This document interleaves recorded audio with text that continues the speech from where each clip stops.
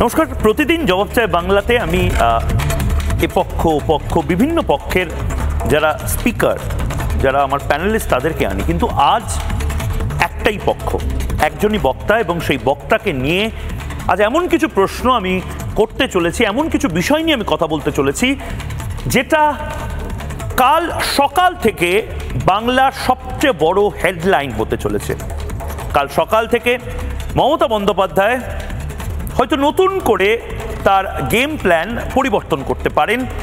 আজ জবাব চায় বাংলা তৃণমূল কংগ্রেস দেখে এটা বলার সময় এসে গেছে যে তৃণমূল কংগ্রেস কি সংখ্যালঘু সম্প্রদায়ের সমস্ত ধরনের ঠেকা নিয়ে বসে আছেন?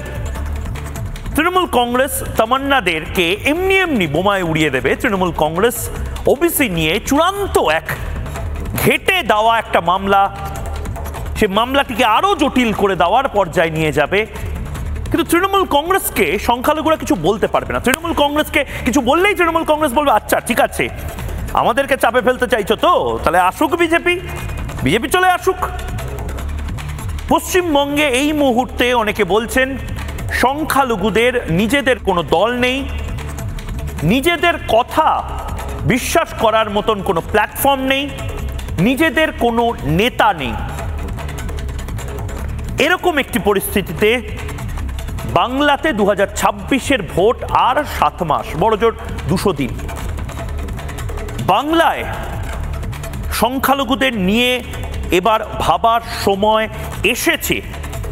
তার কারণ সংখ্যালঘুদেরই অনেকে বলছেন যে তৃণমূল কংগ্রেস আসলে সংখ্যালঘুদেরকে ব্যবহার করেছে। মরছে মুসলিম, মারছে মুসলিম, এটা যেন একটা ক্যাচ লাইন, একটা স্লোগানে পরিণত হয়ে গেছে। আর স্লোগান কারা দিচ্ছেন? তাদের মধ্যে থেকে একজন এবং অন্যতম একজন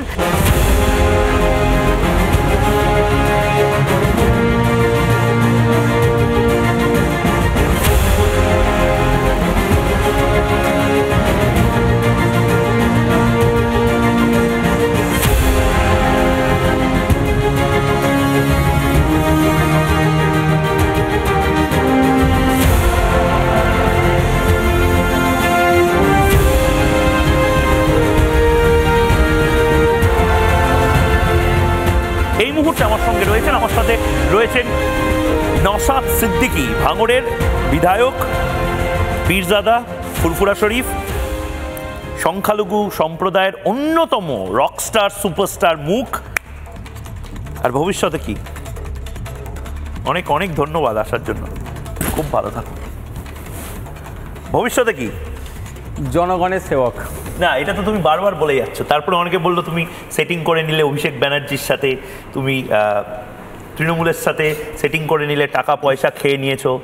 কত কোটি টাকা? 500-600 কোটি টাকা নাকি ঢুকে গেছে। দেখুন, আমি একটা ডিবেটে অংশগ্রহণ করেছিলাম।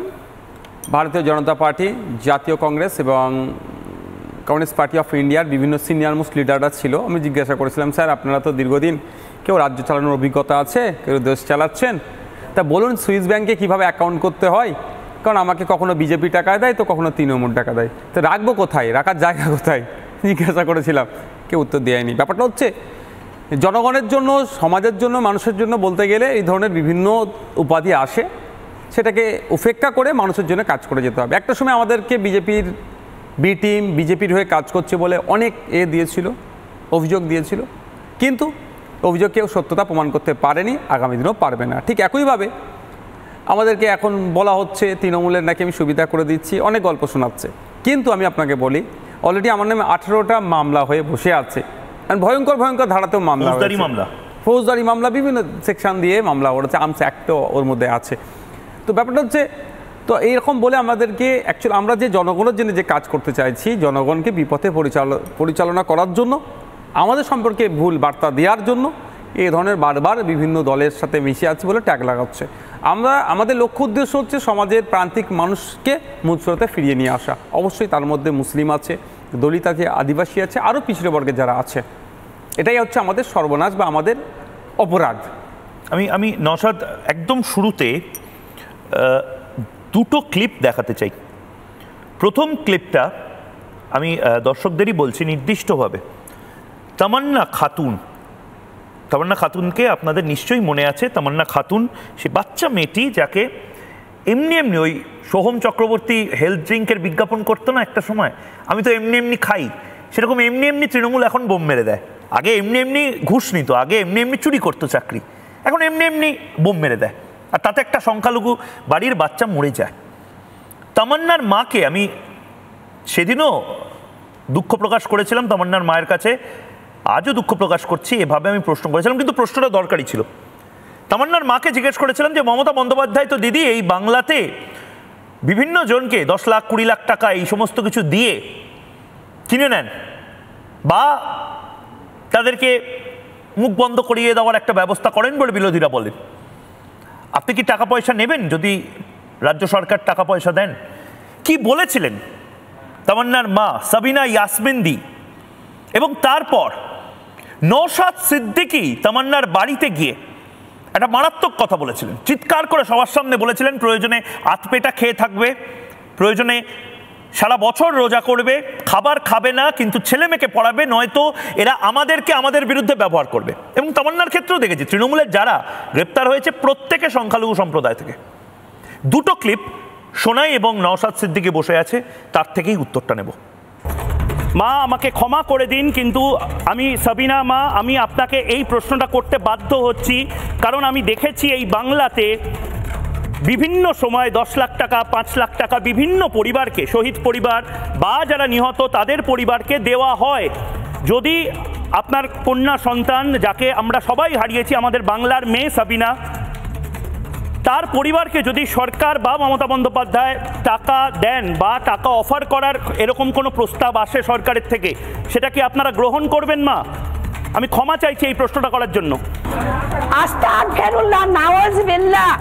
ওই জন্য মমতাকে আমি শ্রদ্ধা করি, আজ আমি ঘৃণা করি। মমতার টাকা আমি কিসের জন্য নিতে যাব? হ্যাঁ, এত বড় কথা কেন আপনি আমাকে বললেন? এত সই করে বোম বেঁধে রেখে দিবে? আমার কিন্তু এটা উদ্দেশ্য নাই। আমি বারবার বলে এসেছি যে ওই শয়তানকে নিবংশ করতে। কি আস্পর্ধায় আপনি বললেন একটা মায়ের কান্না টাকা দিয়ে কি করে কিনবেন? একটা মায়ের কান্না টাকা দিয়ে কি করে কিনবেন আপনি? অর্থের অভাবে পড়াতে পারছে না, রোজা রাখবেন, খাবেন না সারাদিন, তাও ছেলে মেয়েগুলোকে পড়ান। আর নাহলে আজকে একটা তামান্না গাছে দেখবেন পুরো গ্রামটা শেষ করে দেবে। আমাদেরকে দিয়ে আমাকে মারাবে, বাইরের লোক আসবে না মারতে আমাকে দিয়ে আমার লোকই মারাবে, কারণ আমার শিক্ষা কম। নওশাদ সিদ্দিকী এই ক্লিপটা প্রচন্ড ভাইরাল হয়েছিল, যে ক্লিপটা মানে আপনি শুনলেন, আপনি এটা আপনি নিজে মানে মিলিয়ন্সে ভিউ হয়েছিল, তার মানে মানুষ এটা পছন্দ করেছে। এটা কেন বললেন আপনি? আমি বাস্তবটাকে বললাম, আমার স্বল্প রাজনৈতিক অভিজ্ঞতা আছে আর পড়াশোনা যতটুকু করেছি, দেখলাম যে সমাজে যত ধরনের অনৈতিক অপকর্ম যারা করছে তার সিংহভাগ মুসলিম সম্প্রদায়ের মানুষ।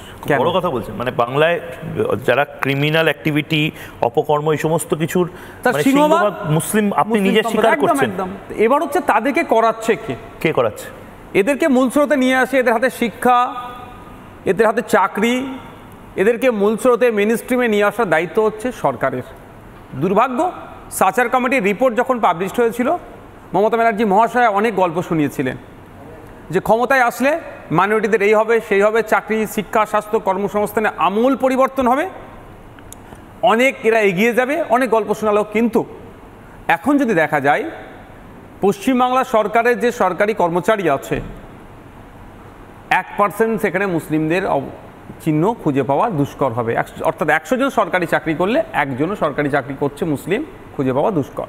তো আমি ফিরে আসি, মমতা বন্দ্যোপাধ্যায় তো এত কিছু দিচ্ছেন মুসলিমদের জন্য। দেখুন, ওই মমতা বন্দ্যোপাধ্যায় নিজেই বলেন যে আমার সামিরুল থেকে শুরু করে কতজন সংখ্যালঘু সম্প্রদায়ের এমপি আছে, এমএলএ আছে। সামিরুল সাহেব, ফিরহাদ হাকিম সাহেবকে নিয়ে মুসলিম সম্প্রদায় নয়। ওনারা যদি মনে করেন যে ওই দুজনকে দিয়ে ওনাদেরকে লাভবান করিয়ে দিলে মুসলিম সম্প্রদায় লাভবান হয়ে যাবে, এটা নয়। যদি মুসলিমদের ভালো করতে চাই তাহলে তামান্নার পরিবারকে ন্যায় দিক। যদি মুসলমানদের ভালো করতে যাই তাহলে সন্দেশখালীর প্রত্যন্ত গ্রামের, সুন্দরবনের প্রত্যন্ত গ্রামের ওই ব্যক্তিটি যে সকালে মাঠে যায়, সন্ধ্যায় মাঠে থেকে ফিরে, মাস গেলে বিলো 7,000 টাকা ইনকাম করে, তার ছেলেটি বিসিএস হওয়ার জন্য সেই মেধা রাখি, ইউপিএসসি ক্র্যাক করার মতো তার যোগ্যতা আছে, তাকে পড়াশোনায় সম্পূর্ণ সহযোগিতা করুক, তাহলে তো লাভ হবে। যদি মনে হয় যে সত্যিকারের অর্থে মাইনরিটিদের কিছু চাইবো, তাহলে নওশাদ সিদ্দিকী ব্যক্তি নওশাদ সিদ্দিকীকে পুজো করার প্রয়োজন নাই মমতা ব্যানার্জিকেও। তাহলে সমগ্র মুসলিম সম্প্রদায়ের যারা আর্থিকভাবে সচ্ছল নয় তাদেরকে আর্থিকভাবে কীভাবে স্বাবলম্বী করা যায়, এক কথায় আর্থসামাজিকভাবে ডেভেলপ কীভাবে করা যায় তা নিয়ে প্রজেক্ট করা দরকার, প্ল্যান করা দরকার। নানা ধরনের কন্টেন্ট দেখার জন্য লাইক করুন, শেয়ার করুন আমাদের ফেসবুক পেজ, সাবস্ক্রাইব করুন আমাদের ইউটিউব চ্যানেল। পাশাপাশি অন্যান্য ব্রেকিং নিউজের জন্য অবশ্যই চোখ রাখুন রিপাবলিক বাংলায়।